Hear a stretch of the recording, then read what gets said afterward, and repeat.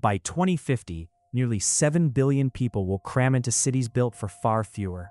That's 6.7 billion humans staring down a near-certain collapse. Our concrete jungles are still powered by electrical grids from the 1970s, and one major heat wave could cause failures across 500 square miles. Look at water. 1 in 4 megacities already face severe stress, with planners projecting commutes stretching to 90 minutes each way. That's a full month lost in traffic every single year. Urban energy demand will jump 80% by 2040, and our 20th century grids just weren't built for that kind of surge. It gets worse underground. The average city loses 30 billion gallons of fresh water annually just to leaks. Meanwhile, Angelenos already lose 97 hours a year to traffic, though optimized systems could cut that to just 20. We've seen cities like Cape Town hit day zero, where water literally ran dry. This whole reactive model feels like city building on life support. A pipe bursts, we patch it. For every degree Celsius the planet warms, cities need 5% more energy just for cooling, creating a disastrous feedback loop. Consider Tokyo, a single megacity spitting out 12 million tons of waste yearly, enough to fill Central Park 3 times over. And then there's the sea. Global levels have climbed 3.6 millimeters annually since 1993, putting 410 million urban residents at risk. The financial cost of just doing nothing is staggering, with climate damages in cities projected to hit $1 trillion annually by mid-century.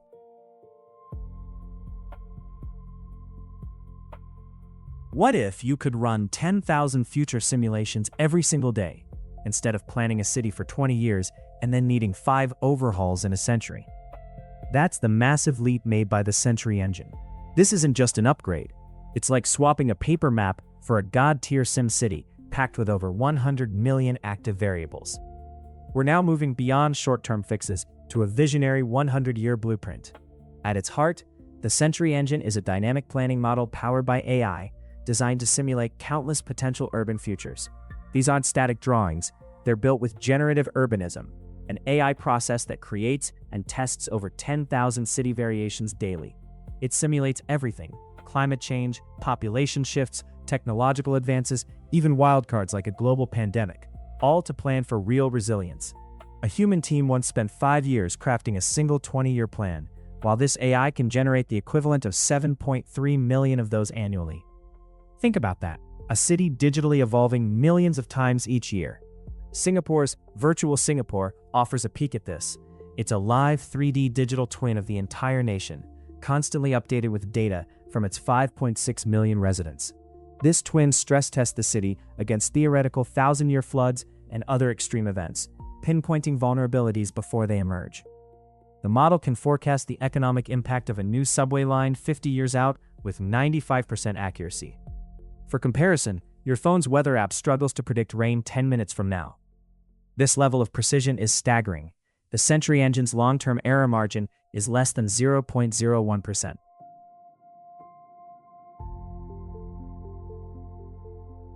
0.4 petabytes of global information flood the Century Engine every single day. This isn't some crystal ball, it's a living, breathing simulation built on 3 crucial data streams. First, resource flow, which meticulously tracks every drop of water and every watt of energy coursing through a city's utilities.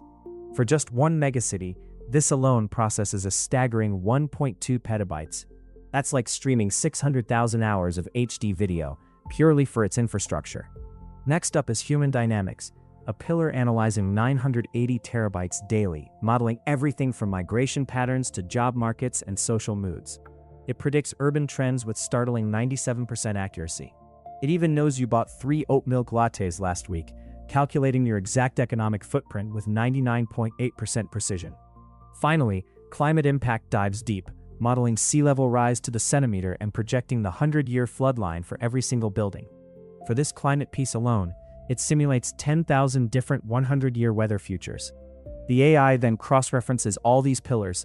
Imagine a heat wave increasing AC use, which in turn strains grids near those new apartments. This whole operation demands 200 petaflops of computing power, a level of performance matching the world's top 5 supercomputers back in 2020. Consider the entire dataset for just one city. It's over 4.5 petabytes, vastly exceeding the text collected by the US Library of Congress. How does it even manage such a colossal task? It knows when you flush your toilet. Not you personally, but that data informs its judgment on your city's infrastructure. Its human dynamics model can predict population shifts with 95% accuracy over 2 decades, a massive leap from older models that barely hit 60%.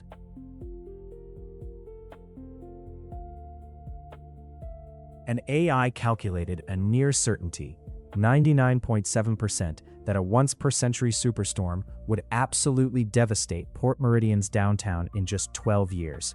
Instead of building higher, the city chose a wilder path, moving 15,000 businesses and 250,000 people 3 kilometers inland and 50 meters up. They built a new commercial heart, Meridian Uplands, on bedrock foundations, setting it 50 meters above the future floodline. City leaders didn't really debate it. You don't argue with an algorithm that has run 1 trillion scenarios before your morning coffee. Before this, almost half of Port Meridian's GDP came from that vulnerable flood zone, a ticking multi-billion-dollar clock. The new infrastructure needed 1.2 million cubic meters of advanced self-healing concrete for its foundations, a world record. That's enough to pave a 4-lane highway from New York all the way to Miami, for just one district in one city. The 8-year relocation finished in 2042, 2 years faster than the AI predicted. Honestly, humans can still surprise a machine. Other coastal cities scoffed, calling it apocalyptic paranoia. Port Meridian simply sent them their own AI flood risk reports. Then, in 2045, Superstorm Kale arrived. The old downtown vanished under 4 meters of water. The new city, however, never lost power. Instead of an estimated $80 billion in damages, Port Meridian's GDP actually grew 4% that year. A pretty definitive, I told you so. After Kale, major cities like Dhaka, Lagos, and Miami quickly licensed that AI system to plan their own moves. Port Meridian shows us the future isn't inevitable. It's a challenge, solvable with data and sheer guts. Their abandoned downtown is now a thriving marsh, home to 57 native species that returned within a decade.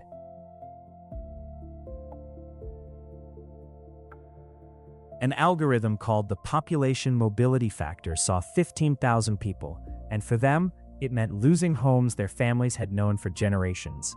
These systems optimize for 99.8% efficiency, but that tiny 0.2% can translate to thousands of lives completely upended. This cold math was recalculating human experience on a massive scale. Urban planners, seeing this, just pushed for more. More data, they demanded. Yet these neighborhoods, some over 200 years old, held a deep cultural heritage that no model could ever quantify. One historic building might be valued at 1.2 million credits by the algorithm, but to the people who lived there, its worth was simply invaluable. Relocation trauma studies revealed a 37% spike in mental health issues among displaced groups, a cost that was conveniently absent from the projections. Imagine losing your home to an algorithm. You still pay taxes, of course. The algorithm remains utterly unimpressed. Hyper-efficient new districts rose, replacing vibrant communities and morphing into eerie ghost cities with less than 30% of their intended social life. These future cities brilliantly achieved 99% resource optimization, but they sacrificed that crucial intangible 1%, the human spontaneity and connection that truly makes a place feel alive. Human social networks typically support around 150 meaningful relationships. Algorithmic cities, however, fostered an average of only 23, mostly driven by purely transactional interactions. "We built the perfect machine, but forgot the soul," one chief architect later mused in a 2070 interview about the Green Delta Project. Those architects studied their cities for 50 years. Apparently, they're still not okay. Small acts of defiance began to surface. Hidden community gardens, unsanctioned street art, a silent protest against the rigid 100-year plan.